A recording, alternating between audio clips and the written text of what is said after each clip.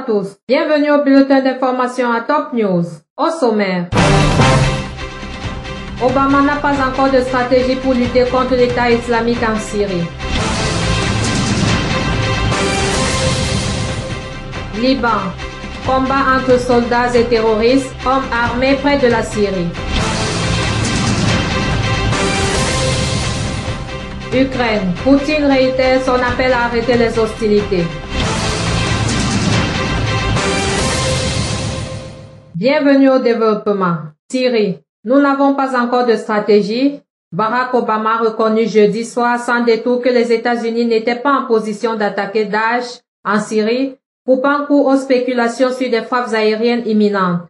Monsieur Obama a exclu des frappes à court terme en territoire syrien à l'issue de plusieurs jours d'intenses spéculations alimentées par les déclarations de responsables du Pentagone, mettant en garde contre un groupe qui dispose d'un savoir-faire militaire, tactique et stratégique sophistiqué et va bien au-delà de toute autre menace terroriste. Nous avons besoin d'un projet clair, a souligné M. Obama lors d'une conférence de presse à la Maison-Blanche avant de réunir une nouvelle fois dans la soirée les membres de son Conseil de sécurité nationale. Une source du ministère syrien des Affaires étrangères et des expatriés a déclaré que les groupes terroristes ont enlevé 43 soldats de la force de l'ONU chargée de l'observation du désengagement. La source a précisé que le crime de l'enlèvement des 43 soldats onusiens n'est pas le premier commis parmi les réseaux terroristes contre la force de l'ONU chargée de l'observation du désengagement, mais 2 autres crimes d'enlèvement ont été précédemment perpétrés. La source a indiqué que le gouvernement syrien endosse aux groupes terroristes et leur soutien la responsabilité entière de la sécurité des soldats onusiens enlevés et réclame leur libération immédiate. Les États-Unis ont accusé jeudi la branche syrienne d'Al-Qaïda, le Front al-Nosra, d'être responsable avec d'autres groupes armés de la détention de 43 casques bleus de l'ONU sur le plateau du Golan entre la Syrie et Israël. Le département d'État a réclamé dans un communiqué la libération immédiate et sans condition de ces soldats de maintien de la paix des Nations Unies. Les États-Unis ont condamné avec force la détention de ces 43 soldats fidjiens ainsi que la violence visant la force de l'ONU chargée de l'observation du désengagement sur le plateau du Golan, perpétrée par des groupes armés dont le Front al-Nosra désigné dans le Conseil de sécurité comme un groupe terroriste. Liban. De violents combats ont éclaté jeudi entre des militaires libanais et des hommes armés dans l'est du pays, au cours desquels un soldat a été porté disparu, 3 semaines après des affrontements sanglants dans cette zone frontalière de la Syrie. Dans un communiqué, l'armée précise que les combats ont éclaté lorsque vers 11 heures, et un véhicule de l'armée à l'intérieur duquel se trouvaient 5 militaires est tombé dans une embuscade de terroristes armés. Des unités de l'armée ont alors lancé une attaque et ont pu sauver 4 militaires. Un soldat est porté disparu et un autre a été blessé, ajoute le texte. L'armée a affirmé avoir détruit un véhicule appartenant aux terroristes et équipé d'une mitrailleuse anti-aérienne 23 mm et qu'il y avait des morts et des blessés parmi eux. Le président du Parlement libanais et du chef du bloc du développement et de la libération Nabi Berri a appelé les députés de son groupe parlementaire à soumettre leur candidature législative, rapporte le quotidien Al-Jumhuriya dans son édition de vendredi. Jeudi, le ministre de l'Intérieur Nouhat Machnouk a publié une décision ministérielle ouvrant à partir du jour même et jusqu'au 16 septembre le dépôt des candidatures aux élections législatives prévues le 16 novembre prochain. L'avion transportant l'aide militaire américaine à l'armée libanaise est arrivé vendredi à l'aéroport de Beyrouth, ont rapporté plusieurs médias. Il s'agit de la première partie de l'équipement militaire offert comme prévu à l'armée libanaise par le gouvernement américain. C'est la première phase d'une série d'aides qui doivent se concrétiser au fur et à mesure, a expliqué l'ambassadeur américain David Hale au premier ministre Tamam Salam.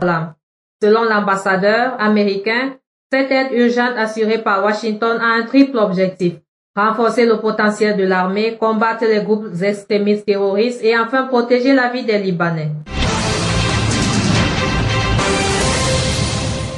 Ukraine. Le président russe Vladimir Poutine a de nouveau appelé les autorités ukrainiennes à arrêter les hostilités dans l'est de l'Ukraine et à se mettre à la table des négociations annonce vendredi matin le service de presse du Kremlin dans un communiqué. J'exhorte de nouveau les autorités ukrainiennes à mettre immédiatement un terme aux hostilités, à arrêter de tirer et à se mettre à la table des négociations avec les représentants du Donbass afin de résoudre exclusivement la voie pacifique tous les problèmes accumulés, indique le communiqué. Par ailleurs, le président russe Vladimir Poutine a demandé aux séparatistes pro-russes dans la nuit de jeudi à vendredi d'ouvrir un couloir humanitaire pour les troupes ukrainiennes encerclées après la prise de contrôle par les rebelles de la ville stratégique de Novoazovsk dans l'est de l'Ukraine. J'appelle les forces rebelles à ouvrir ce couloir humanitaire pour les troupes ukrainiennes qui ont été encerclées afin d'éviter des victimes inutiles et afin de leur donner l'opportunité de se retirer de la zone des opérations, a déclaré M. Poutine dans un communiqué. Autre titre. Turquie. Le nouveau premier ministre islamo-conservateur turc Ahmet Davutoglu a présenté vendredi son gouvernement où l'ancien ministre des Affaires européennes Mevlut Cavusoglu lui succède au poste de chef de la diplomatie. La nouvelle équipe annoncée par M. Davutoglu se présente que peu de changements par rapport à celle de son prédécesseur Recep Tayyip Erdogan, investi jeudi président, les ministres en charge de l'économie et des finances restant en place. Le groupe djihadiste de l'État islamique a décapité un combattant kurde en Irak, mettant en garde la région autonome du Kurdistan contre d'autres exécutions si elle poursuivait sa coopération avec les États-Unis, a rapporté le Centre américain de surveillance des sites islamiques.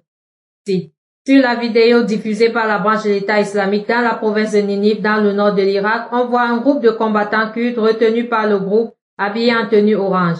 3 d'entre eux demandent au président du Kurdistan irakien Massoud Barzani et au gouvernement kurde de mettre fin à leur coopération avec les États-Unis, selon le site. Le secrétaire général de l'ONU, Ban Ki-moon, a dénoncé vendredi les massacres de civils par les djihadistes de l'État islamique dans le nord de l'Irak. Toutes les grandes religions chérissent la paix et la tolérance, a-t-il déclaré lors de la 6e conférence de l'Alliance des civilisations de l'ONU qui se tient sur l'île indonésienne de Bali. Des communautés entières qui vivaient depuis les générations dans le nord de l'Irak sont poussées à fuir sous peine de mort simplement à cause de leurs convictions religieuses, a encore déploré le secrétaire général. Merci à vous qui nous suivez de Beyrouth et notamment en Arabie Saoudite. Bulletin présenté par Anna Ekame.